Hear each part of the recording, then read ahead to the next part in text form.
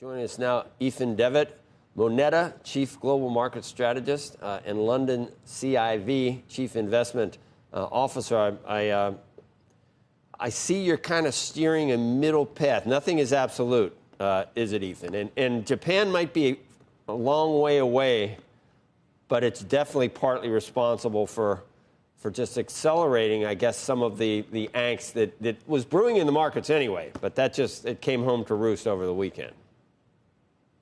Exactly. We've been playing a big game of whodunit this week in terms of what was it that stimulated this cascade of negative news flow in markets. And was it Japan? Was it the unraveling of the carry trade? Was it the unemployment data that we saw earlier in the week? Has it been that slow burn of rotation out of large tech stocks? Was it Warren Buffett's publicized halving of his share in Apple?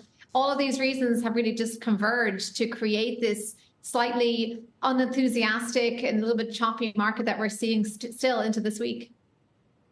As you point out, I mean, Buffett, people pay attention, but this has been going on for a year and a half, lightening up on some of those positions. But, he does it. He doesn't have to say right away what's going on. The company does, and then you find out about it months later.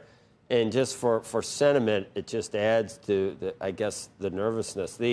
The narrative of a soft landing, that was so ingrained in everyone that it was mission accomplished. Now we don't know, but you're not convinced that the world is ending anytime soon.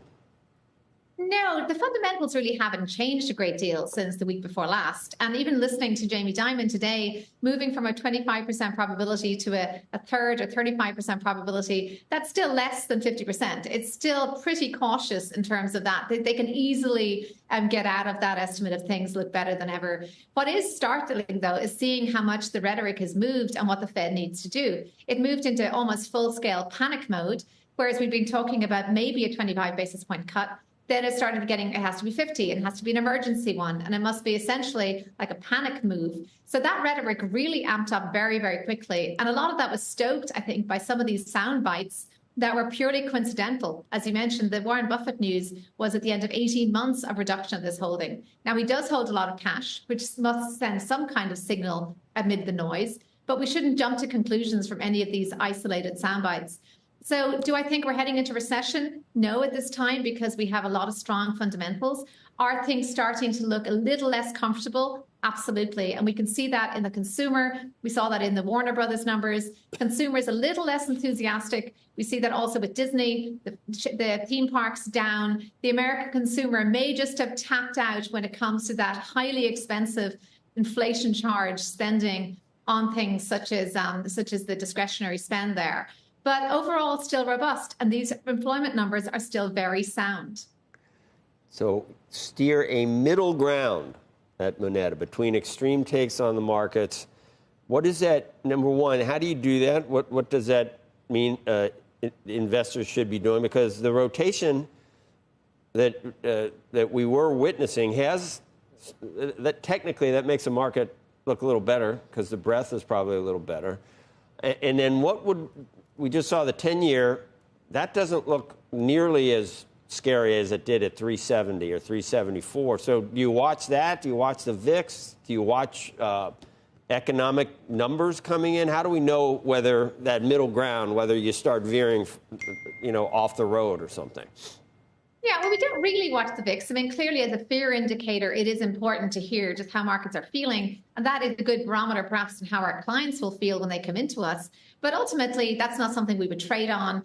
And as long-term investors, we just need to let that settle, which it did quite readily. And we do expect to be in a somewhat lower band for volatility going forward. Steering a middle ground means not trying to be too one-sided on any issue when it comes to, say, the inevitability of the market staying concentrated forever, of some of the tech momentum. It's not ditching the dividend-paying stocks or some of the income stocks or some of the stables, because clearly there is now a rotation back into them. And if interest rates start to fall, those dividend-paying stocks, the bond substitutes, will look more attractive again. And we've always had a core allocation across the board, across growth and value stocks. It has been painful to have that at times, particularly when momentum was the name of the game. But now that script is being rewritten. And the rotation is not a new thing. That's been going on for about 4 weeks now, we've seen a Trump-induced rotation to a degree, but that I think is also too thematic and too dependent on sound bites, because actually, is Trump or a Democratic administration better for energy? We don't know. Energy has actually done well in both administrations. So we can't really jump to conclusions from the political landscape.